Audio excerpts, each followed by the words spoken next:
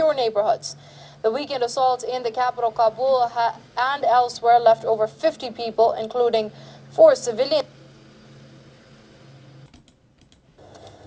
Well, Afghan President Hamid Karzai has called for an investigation into what is described as the biggest coordinated Taliban attacks this year.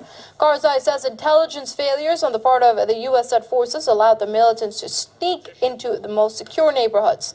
The weekend assault in the capital, Kabul, and elsewhere left over 50 people, including 4 civilians and 11 Afghan soldiers dead. Washington has dismissed Karzai's claim, saying the attacks were likely carried out by the Pakistan-based Haqqani network. This comes weeks ahead of the NATO Summit in Chicago, where Karzai is expected to ink a strategic pact with the U.S.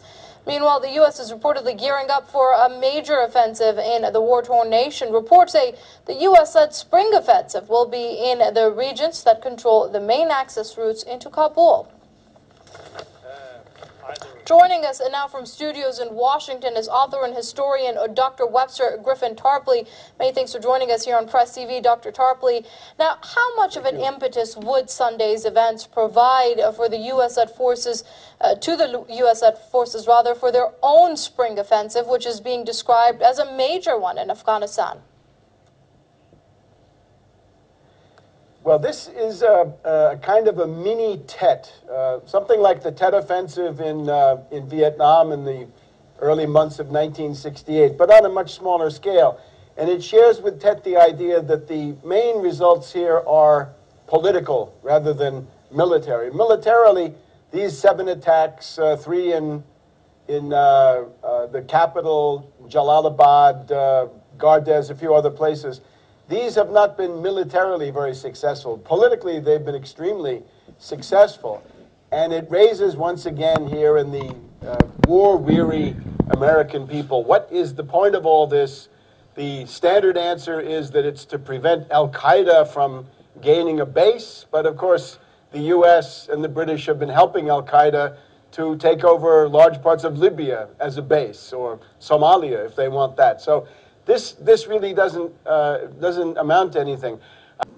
What circulates here in Washington is called the Divine Plan. Divine was a CIA official. And the Divine Plan says, forget about counterinsurgency. Focus on counterterrorism only. That means drones, aircraft, and at most some special forces flying around in helicopters, and then leave the rest to the Afghan forces. And I think we can just take that one step further. If it's Karzai on the ground, that's fine. But maybe from the U.S. point of view, it's better if it's the Taliban, because Karzai, as soon as he's on his own, is going to bring in the Chinese, whereas the feature of the Taliban that the U.S. has always liked is that they keep everybody out. They can't get along with anybody. The American ambassador to Afghanistan, Crocker, just recently said that the events of Sunday prove that the U.S. cannot leave the country, at least not as far as the deadline that has been set by Obama goes. What do you say to that? Well, I think that's a losing or minority position. Again, what I outlined just a minute ago is a strategy for an open-ended, endless U.S. presence. It doesn't end in 2014. It just goes to a different mode.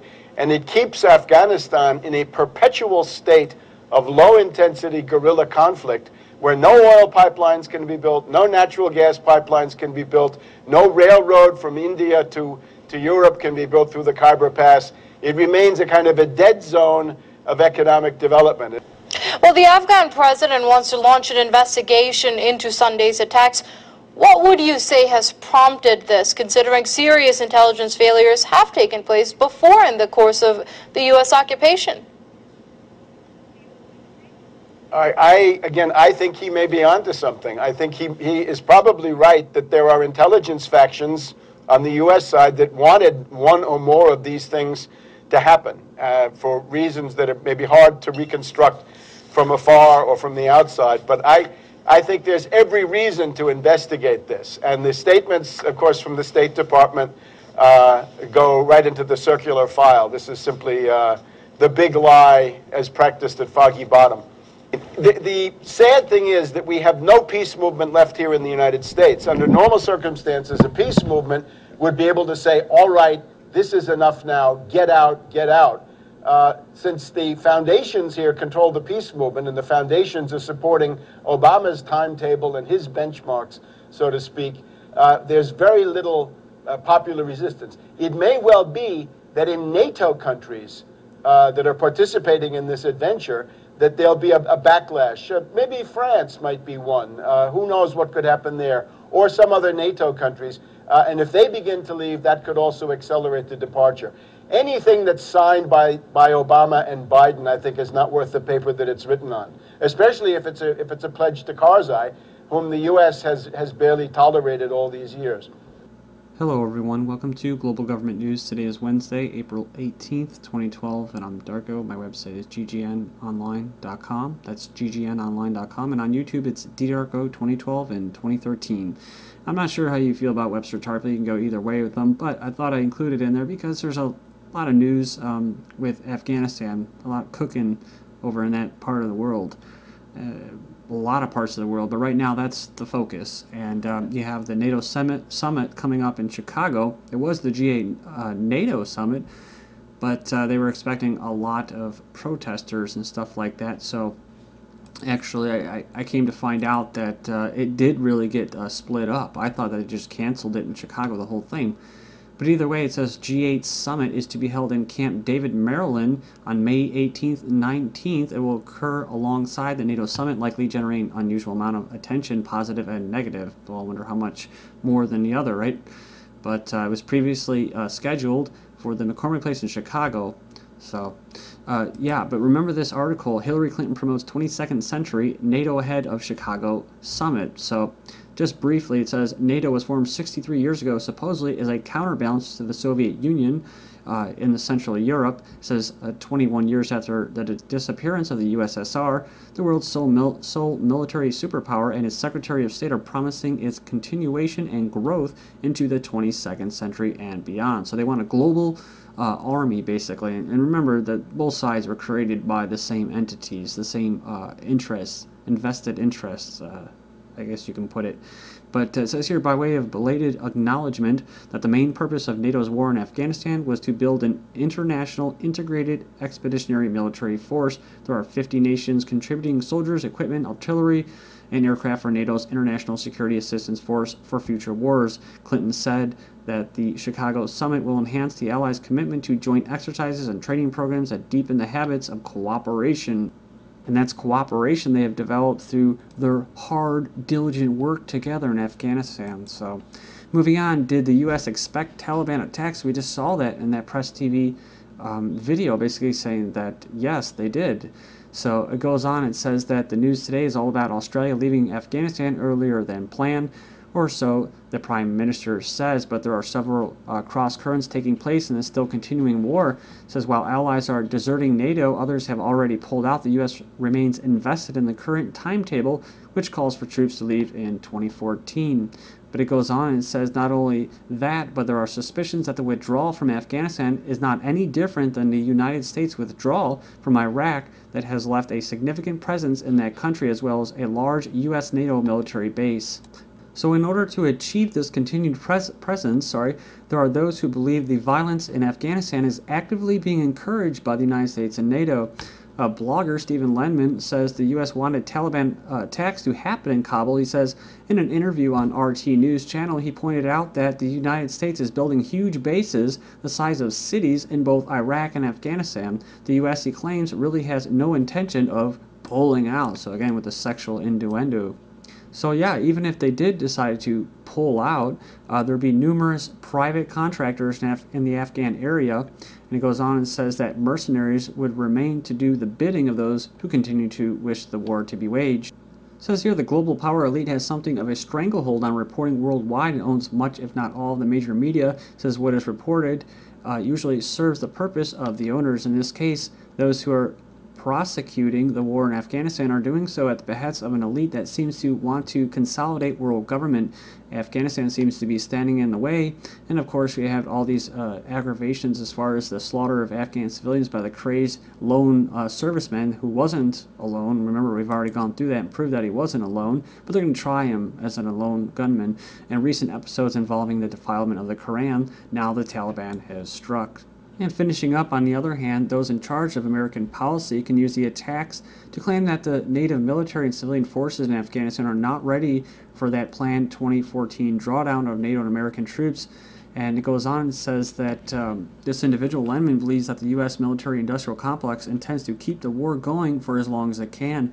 Another issue is that the Afghanistan is not by any means pacified. It goes on and says the Pashtuns and the Pakistani tribes remain relatively defiant. This does not bode well for the global governance the elites apparently wish to impose. Conclusion, the navel of the world is an important place. As of yet, it is not subjugated to the control of the powers that be.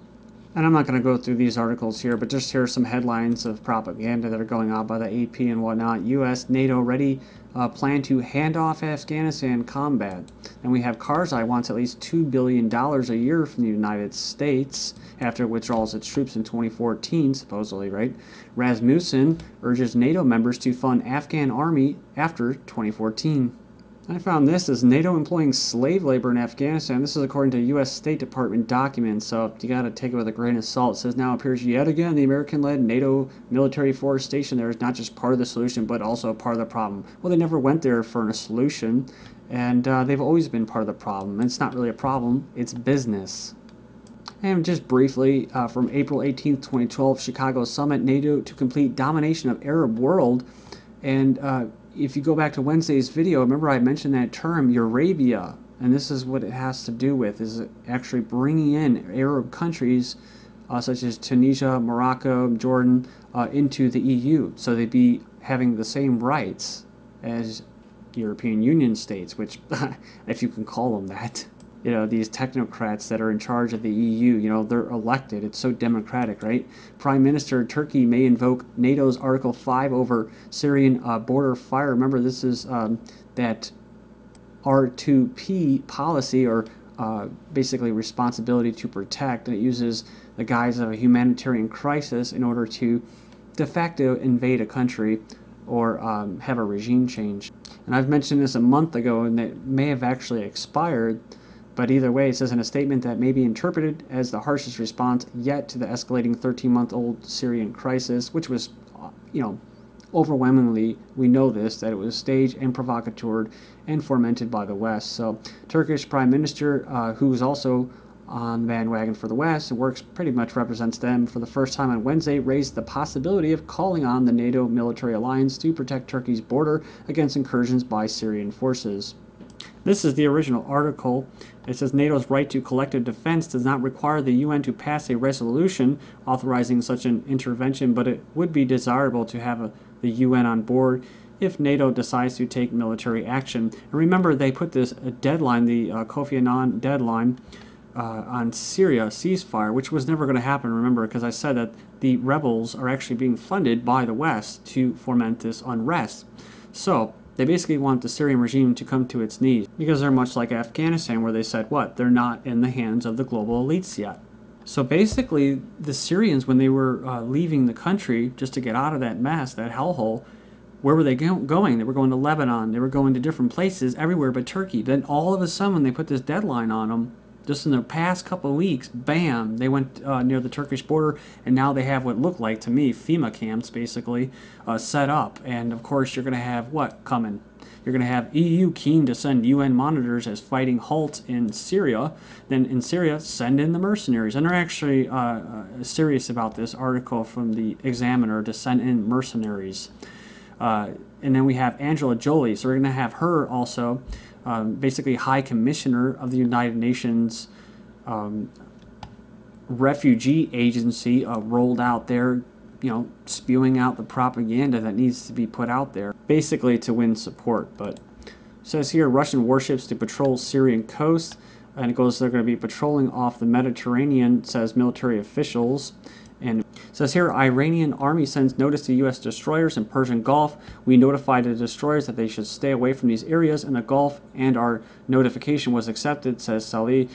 So you can check out this video of a pro-Palestinian protester getting basically butt-stocked in the face by an Israeli force. We also have Israeli forces shoot and injure a young Palestinian girl and a farmer. And lastly, U.S. Army Africa conducts first anti-terrorism training to U.S. personnel. That's right. Look at this individual. He looks like he's having a good time. This is GGN, and I'm Darko. Thank you.